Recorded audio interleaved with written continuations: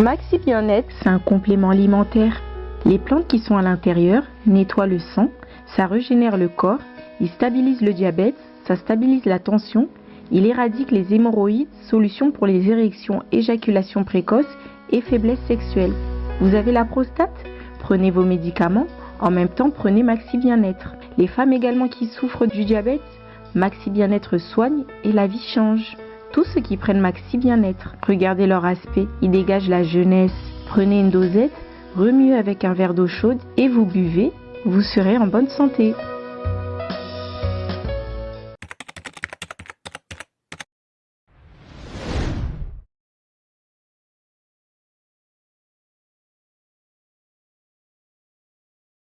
Ah oui, merci. Na batu balani surtout boza partout botala biso botala déjà tindika babu tindika toujours dans la vitesse c'est le cabinet info ko lukanyo surtout mais le toko ya ma leader à Kinshasa telema mona mboka boni ope aleka mingi awa leader ya Kinshasa trosana ma soleta le bebote kolanda ba image circule qui partout mona qui rapprocher garde ya ministre provincial la ville provinciale Kinshasa aboma ki mutu dossier wana e commune ngeni tout ça déjà na leader Kinshasa telema awa mbote mona mboka mbote ndeko journaliste mais rectifier Mouké. Kinshasa Télémeza Asbel, maintenant je suis le président de la majorité populaire. Il y a République Mwemba. Majorité populaire. Majorité populaire soutient Félix Antoine Tshisekedi Tshilombo. Président de la République. Kinshasa Téléma qui nous a pouvoir combattre comme une souka déjà tout le monde qui est réussi. Mais c'est la grande victoire to prometa qui bat to cette fois-ci au moins bana Kinshasa pe babima. To limon na Kinshasa mokwaza la président de la République. Nzamba okaye le sambonabiso. Un Quinois comme président de la République, bien que c'est pour tous les Congos, mais au moins un Quinois est passé comme chef de l'État. Ils allaient honneur pour Nabiso Quinois et on a un Quinois tout, sans exception, j'ai dit, tous à la cima. Félix Antoine Tshisekedi Tshilombo, président de la République. Président de la République, mais Kinshasa fait tout le monde, on peut gouverneur à Sikakoti, mais c'est comme si maladie Zaki na Niwuti Koleka, Tisko Zakaka, tout le monde boula sur les bêtes, Moutakobima Kinshasa Zate. Toibisa qui bat député provincial Nyon Suyavila Kinshasa. Tobaïba ça la choix mokitil. Choix où Kokoy ko sauver Mboka. Choix Sengela qui est à la po Mboka est dimension ba okela ki bisote. Ba ba corruption ba voter ba to balinga voter. Lelo Ngobila ne maîtrise rien. Il ne maîtrise rien, j'ai dit bien qu'il ne maîtrise rien. Dans la bilogo zoé la bango sigo. Surtout proposé qui Moutoya qui n'a vision pour la ville de Kinshasa, c'était Magloire Kabemba. C'était Kabemba qui devait changer cette ville complètement. Mais Lelo, pour naï Mouto, on va se payer là qui. Conséquence là. Pour ce moment, Modoli Azokelo et Ngobila. Azokelo côté Toroba, quelqu'un qui avait des pommes à Yumbi. Il ne pouvait pas passer comme ça d'un coup devenir gouverneur de la ville de Kinshasa. Les gens n'ont pas compris. On est à résultat, il y a une élection, il y a une assemblée provinciale, il y a une élection, il y a corruption, il y a une élection, il y a Mabé. Les conséquences sont là maintenant aujourd'hui. Lancement ya Kinshasa Bopeto, au gouverneur Justin Ousukoboka, tout le monde ici, c'est comme si suivait ma longue. Est-ce que ça a nous pressé que va opération? Ezali très tôt. Surtout ni Morongo Bila expliquer vision na ici kin Bopeto za na monte. Kin Bopeto za ko kombi prince boche show ya rouge na ya pembe. Non, ils n'ont pas de vision. Yango tolobi ça tombe bien. Comme ça ba incompétent ba nyons tout. Tala ministre naï. Ministre provincial naï. Donc c'est pour dire le combat ça va incompétent et la Ngobila. À rendre établi à démissionner c'est fini. Assemblée provinciale de Sengi ba bengi ça y est. Ba bengi sa bango. Ba toye beloni ko leka et puis ba démissionner c'est tout. Quand même c'est bon tout le monde babar musique comme dosé marame belé comment on tient c'est moi changement par rapport à makele na babuto nuisance sonore ezayem doyen na ngote nuisance sonore ça existe depuis très longtemps c'est pas Ngobila qui a mené les nuisance sonore dans cette ville et makambo lelo bino bonbo la tsango yepona nuisance sonore a appliqué on sait bien nous sommes parfaitement d'accord ceux qui musique ezobeta na voix normale na ville à Kinshasa c'est pour les intérêts des Kinois nous sommes d'accord mais quand à me dire que Ngobila yem ta opeksa make non nuisance sonore ça a existé depuis l'époque coloniale c'est pas du nouveau. Mboka to sokona masolo etali ministre provincial ya intérêt au garde corps na rapproché na awitko bomamutu bino taka valida Kinshasa dossier botelema ga ondene. Non c'est clair il n'y a pas débat. Monsieur Doli Makambo, ministre provincial de la sécurité, population à Ville à Kinshasa, doit être interpellé à l'Assemblée provinciale et doit être mis à la disposition de la justice. Comment on peut se retrouver conflit parcellaire? Yo ba chaba garde pour ba garder yo, o motinda ba ba kengela ba camarade na yo banani na ba balupangu non. Alors on te singa Assemblée provinciale Godempoi. Ore ko sala ba distraction ko funda ka batu ba gera kala mais dossier ngone yet. Dossier yet. Ba interpeller Doli Makambo. Comment c'est possible dans une ville ville mokoza organisé na 3 jours baboma batu misatu à balles réelles. Je dis bien à balles réelles. Et le gouverneur, ça pas même un message, ministre intérieur, pas même un message, nous n'accepterons jamais. Ils doivent nous expliquer comment ils ont tué les gens. 3 personnes bakoufi à 3 jours. Et surtout quand jamais, jamais, en tant que président de la majorité populaire, j'ai dit NON, on doit suivre cette affaire jusqu'au bout. L'Assemblée professionnelle va interpeller Kalaté, va peut démissionner dans 48 heures. Non, toujours il a, on a pas proposition, toujours il a pas bien ça va on a nous. Les autres qui problème à budget, je ne sais pas, mais toujours il a pas bien ça gouverneur. Doli Makamo Baya va expliquer biso comment dans 3 jours va donc faire la qui s'attend à Massati. Publiquement comme ça on doit tuer les gens. Il y a des messes noires qui se font maintenant pour ne pas déstabiliser le régime Fati. Et ça ou bien on a boule des ordres de Kinshasa, ça la soulèvement, ça la ventir, ça la pas comme que jouer. 18 ans bakokaite ba mwana maya comme ça la mama bien ba ça ba vanti to kondima yango te ba messe noire na bino tout bozo sala ekosimba te na ville toza na bino. Mais par rapport au dossier wana mona mboka boni, est-ce que famille politique ya Doli ne bosenga démissionner ba kolinga ko livrer Doli qui a démissionné te ya solo le gouverneur ko protéger te? Ah bon, si le gouverneur soka protéger Doli makam yeba na kati ana kata mwana a protéger comment? Il est à l'intérieur, à quoi protéger ministre Naïté. Pas y peut gouverner, il faut expliquer.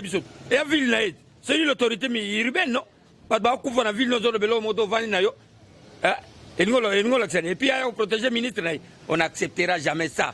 Leur intimidation, c'est Sili. Leur on va arrêter, on va faire, et ce soir, so boyo kanga to ça déterminé bo kanga biso nyonso so Kinshasa matondi miao dito fana kata film bo mabatu misatu na 3 jours et puis la balle réelle na Masasi biso to fonda calme comment peut se peut aussi que tout ma transco Kalaté pas montar mo acteur rebelle belé montar ezali question ya organisation ya gouvernorat ba montar ne bo mona ba batambola ata ba ba indiscipliné mais bazana ba benga kangonini ba bana ba corporation bazana ba mutuelle na bango bazana ba président ba yebani gouverneur il faut bengi sa bango apesa orientation pour na ville na yendenge alingeli bango siko ba président bazui bazongsi message wana na sima na orientation na bango wana et lo mojo sala mezate alors ba oteka ba plaque ba la que bon place sur ma plaque pas to identifier bango boye ka ke lo mojo sala mateka ko kin bopeto komba presse ko tia couleur jaune et bon kota kata ba quartier non ba motar ba pe batu so ba sel ba kanga bango mais ko beta mutu basasi ko boma mutu te la vie humaine est sacrée monsieur le journaliste et ça ne ba bomie ne ba ko boma ngai lobi ne ba ko boma pe mwana ngai comment to ko tika mama ndenge le kana kata mboka ezala kate. Merci beaucoup mon amboka boni meto ki kama le male meto ko ka pe dossier a PPRD bazaki na congrès bazaki na conférence makasi na nini na Lubumbashi par rapport à la propos de Koshadari à Lobaki que non c'est possible que non de Joseph Kabila azonga en 2023 bino eta ke bana Kinshasa acteur politique ya baki sangwana ndeni. Bon je ne sais pas moi PPRD dans ça la aventure moi dans ça na Lubumbashi on va aventure na bango on est allé bisoter ça sont des aventures pour faire quoi encore ba Kabila azonga na scène politique pour ça 18 à 21 à Sagini. Comment vous jouez avec les gens comme ça dans ce pays? Vous croyez que nous sommes des imbéciles? Nous sommes des imbéciles. Tu fais un peu de Kabila, tu vas voter. Non! Parce qu'il y a un retour à Kabila dans la scène politique et ils ont bangi sa moutou mon côté. Pas Azan et Loka ou salaté, pas 21 à salarié. Si vous savez. Tu n'as pas de distraction. Écoute, nous avons ce cas. Nous n'avons pas de bon à Sonia bien. Mais par rapport à la propos, est-ce que ça a une congé ou bien ça a une stratégie qui va neutraliser M. Soubali na bango ya cash? Par le bio, Kabila Zonga, c'est un congé. Et pourtant, il y a Mastane qui a gagné le lobby. Après ça, on m'a dit de voter Ngobila gouverneur avec Kinshasa. Vous votez telle place tel. Vous votez telle place sénateur tel. Vous votez. On est congé. Ah, il a congé. Azala kanaye asala ba kamne na kinga kati unana batuna ime ba vantire bomba osala na taliban et talibango ba vantire tout ba osala toyebi messe noire na bomba sala ki na Lubumbashi toyebi yango objectif na bomba sentir que fachi place tozo que nazo ici baba ba tenter gratuitement enseignement simbate ba mo la rei ba pepe ba enseignant ba du vertige ba ko do ba zo pour la partout ba zo pour la ba biscuit to sane mo na mbalo to kansa ba benga gezoba. Ah, il n'est pas intelligent, il ne va rien faire. Bah, moi, la réalité n'est comme ça, là.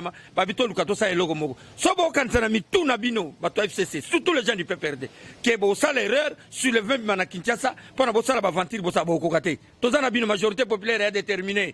Tous en déterminé. bakinois to Congo mo be déterminé to yoka batwana ya o ba bomimboko 18 ba na bisela pa autour na bisote. Est-ce que par rapport ya mariage na FCC cache est-ce que PPR dawe ko ba bloka bongo par rapport ya mariage na bango za na kati. Mais journaliste ça journée d'investigation. Que nous tout on peut perdre. Yo tout on peut perdre ngaza mto peut perdre. Na pesi point de vue na ngana ba aventure na bango to na tina na bango te ba na elo za te. Metali bango. Que nous tout na to chef na bango Shadari zonel. Nous tout na ngana ba Shadari to na biso to lingi changement là qui bango ba longwa. Le quoi ba longwa c'est aussi pouvoir que ça soit dans les conditions qu'on a eu le pouvoir, on fera tout pour que le peuple se retrouve. Peuple a se retrouver, peuple comme na kimia. Bon ba lingini. Ba super ba 21 na elo ni batika ba sokate. Elo ni batika ba ba ngaba zonga la kozo. Ba ça na coupé. Gratuité d'enseignement parrainé par Joseph Kabila. Voilà mon Sony. Gratuité d'enseignement, ce n'est pas un problème au Félix Ayenango, non. Ezali na kati ya constitution ya république. Ezali na kati ya mobeko likonzi ya mboka. Bango basali yango te. Tango Félix Ayabi, non. Non.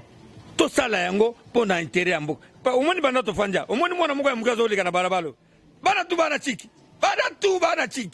Ceux qui parlent, on a dit que c'est responsable. Mais, et là, que ça a quitté pendant plus de 40 ans, petit à petit, chef de l'État, école, on va construire des salles. Oh non, c'est l'œuvre de Joseph Kabila Kabange et la gratuité de l'enseignement. Oh, alobi e pa na ye kuna soki mbongo ayibaki matata mpona mbongo ayibaki ebele akotonga ba école kuna mboka na ye alobi asala école kuna. D'accord, je dis ba université bongo c'est quand même ville le loza leader makasi na manier matandis que bino ba kinois awa yo za na Kinshasa bozokanga kaka mais rien ne change bochaki ve André Kimbuta otole ka kinois azoko te gentini azobunda bunda na maman André Kimbuta c'est le cas. André Kimbuta c'est déjà passé, nous parlons du présent maintenant, on doit sauver le pays. Maintenant c'est Félix Antoine Tshisekedi Tshilombo qui est le chef de l'État, pour soutenir pour l'intérêt mboka, c'est tout, c'est simple. 2023 déjà PPR a préparé déjà, tandis que Bino Ganga il est déjà au 2023 pour l'élection. Bino on est boire la discussion avec Ganga FCC cash mariage mais PPR déjà a visionné déjà 2023 déjà. Et Zoka Musabato, tous on a mariage à peine, banato sali mariage FCC na cash. À peine 9 mois pamba. Ba comme élection, élection. Oh, yo mariage en wedai. À peine 9 mois. Les seuls hommes qui ont élection, à peine 9 mois. Papa Toyebi Bangoke, majorité du gouvernement de la République et la FCC. Tout ça, n'a pas 9 mois, pas comme élection en 2023. Oh, élection 2023. Oh, vous avez l'année. Vous avez l'année. Kakatiko na bandeli, vous avez l'année.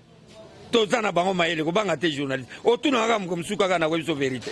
Par rapport à moi, information, c'est que nos pétitions ont signé, mais pour la balle, on l'a Janine Mabunda dans l'Assemblée nationale. Est-ce que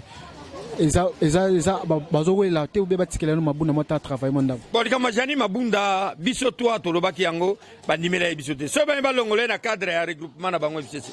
Bon moi je sais pas moi na ko kokota en profondeur te puisque na ebi ke ya mamu na bango do tchaki et ça famille politique na so ke longole mais ngana soutenir ye à peine 9 mois à peine combien 3 mois par rapport à Nini no mona ke no à peine 3 mois bon longole président assemblée do ba longole ba tunis ba ngana ba ministre ba donc on va sentir que Fatih Béton a tout compliqué bon va donner. Compliqué bon va donner dans des saganate babino. Toi on longo tu misala. Oh non, so to tiga mabunda bo kope ko simbate. To longo to chamusu atabo longo li mabunda. Bo tie mususu kope ko simba kaka te. Na rappela e bango. Kengo aloba na lingala muto ba français mikonyosu. Aloba na lingala mukobonga bo changer constitution pour na Kabila zonga.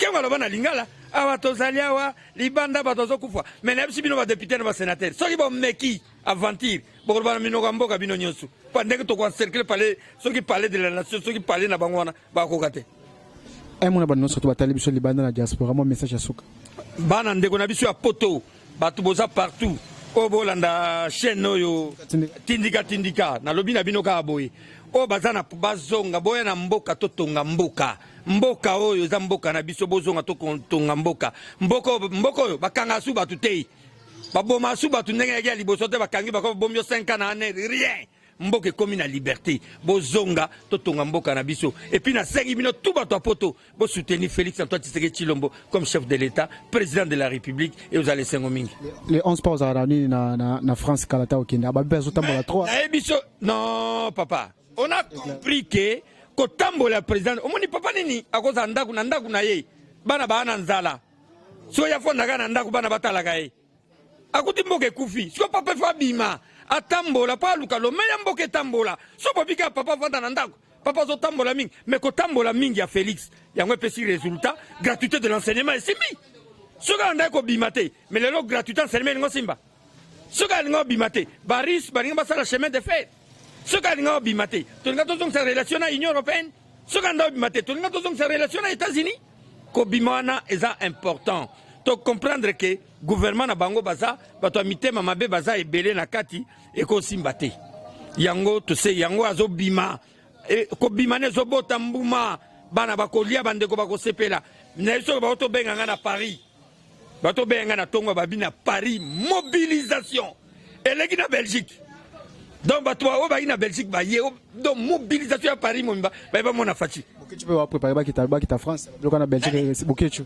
nani na okate Bokechu premier Bokechu nani na usuzwana pardon tu na makama ba ventiler ba Bokechu tout ce mambo ka yo tu na ba Bokechu poto sana ini Bokechu suni na usuzo tangela biso marque na comme si yango ya siga Bokechu ma drapeau non tozolo ba mambo fati mam très important kotanga na biso ba Bokechu te pardon mambo soni bo pona na émission kitoko boy tindika émission mala motanga ba Bokechu obebisi émission pona nini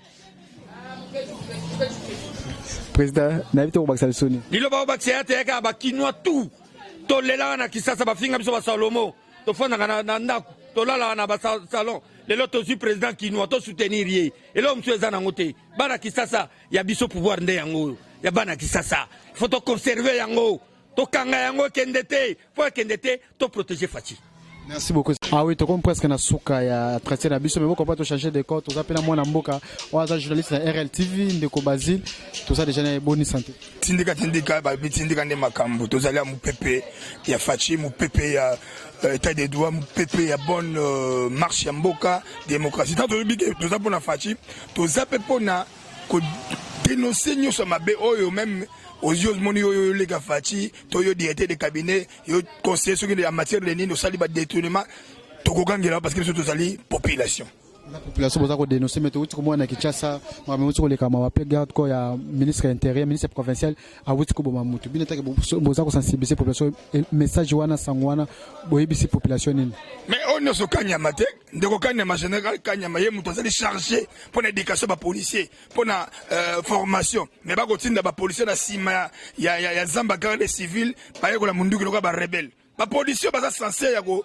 protéger population mais ba comme na formation ba rebelle obi rebelle ba former ndeni osio ka ba l'action ndeko beta masasi ma kamso eteli bango de to bunda to bunda na guerre donc non policier ba forma kaye force am tamayele forme policier sali ratété la population policier c'est un monsieur qui est à la sécurité des biens et services et na population mais les policiers comme beta mais ndeko la doli makambo yo gradi kona est-ce que comme chef de milice totuna ndeko doli makambo au commis tribunal yo commis parquet toni doli makambo ndeko na pas luku ana problème de spoliation na nini na centre hospitalier Vijana na lingwala ya tindi bateau ta sali trafic d'influence à l'exhibition ka sakana ba milice sakana ba rebelle pa na yo tindi bateau ndenge nini seul bateau ba ko tinda bateau et ça la police tinda bateau au moment nini au moment où le PGR soit ndeko président cour tribunal ya parquet quelconque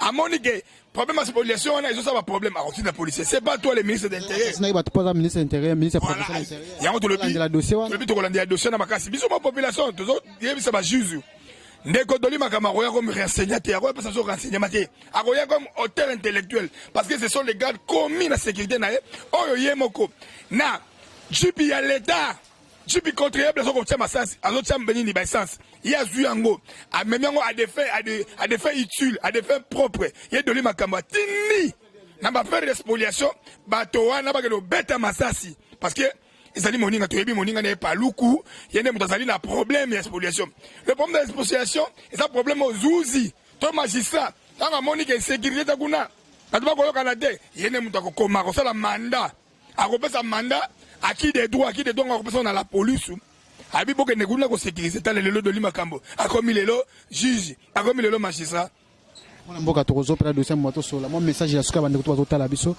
na Kinshasa pena libana mboka non bata la biso bata la confiance biso tolobi biso ndeko na yo lokola Basile Sombodibele tozali pona tozali ba champ de garde de la démocratie tala lelo policier comme lokola ennemi parce que formation ezalité tala lelo bako boma bandeko ça wewa balobi ba wewa baza batetu parce que la plupart na bango bazali bandeko so ba kasaye na bandeko so ba mongo mais tolobi réaction na bango faut la disproportionnée ce qui moto bakangi nzela ce qui nzela okanga mana pona embouteillage yoko kita na mondoki o l'état congolais à travers population naye bo to benga contribution nampako ndeto fu de sombi ba minduka yo tourner sur massation na bona l'état yango moni to tinaki batu na manifestation NT to lobi nini tant yo touche yo l'état à travers la police obomi l'état kwa sa population yo bomi réaction ngona ngomuli batumbi ba transport to se ben ngote parce que c'est pas une voie légale mais lorsqu'il y a auto benga frustration yango ya chantraka la colère ezalaka loko moko pona ko maîtriser yango esengaka yango to sengi na ndeko Gentili a démissionné to sengi na ndeko Doli Makambo ye moko démissionné to sengi na pasteur ate akabato osimbi parlement professionnel ye motei ye monika kabato ya sengeli ko ese na justice bato balobaka. Donc, quelle que soit la couleur politique, c'est la beauté de la démocratie. Guy Matondo à finance. Ce n'est qu'un simple caissier. Le ministre de la Finance, c'est un trésorier de l'État. Donc, il fallait aller à Kimbuta. Pasteur, aux arrêtés pour les pauvres, aux arrêtés pour les bateaux, Makambo à Kalate. Wana makambo asika bato bako bomba bato na ville na yo mosali ya nzambe yo ko professeur ukangi miso yo monika make mokebeya mokebai même make mokebeya za molobeli te lo ka pe biso to ko loba boy bikala to kolande merci to kolande ye po ezali nzela bato nozo gandi aloba nini ndeko gandi aloba dès lors un individu prend conscience que l'acte qui régit sa société est injuste ou arbitraire, les droits de les combattre et de se révolter. Donc se révolter à tout moment. Maxi Bien-être, c'est un complément alimentaire. Les plantes qui sont à l'intérieur nettoient le sang, ça régénère le corps, il stabilise le diabète, ça stabilise la tension, il éradique les hémorroïdes, solution pour les érections, éjaculation précoce et faiblesse sexuelle. Vous avez la prostate? Prenez vos médicaments, en même temps prenez Maxi Bien-être. Les femmes également qui souffrent du diabète, Maxi Bien-être soigne et la vie change. Tous ceux qui prennent Maxi Bien-être, regardez leur aspect, ils dégagent la jeunesse. Prenez une dosette, remuez avec un verre d'eau chaude et vous buvez, vous serez en bonne santé.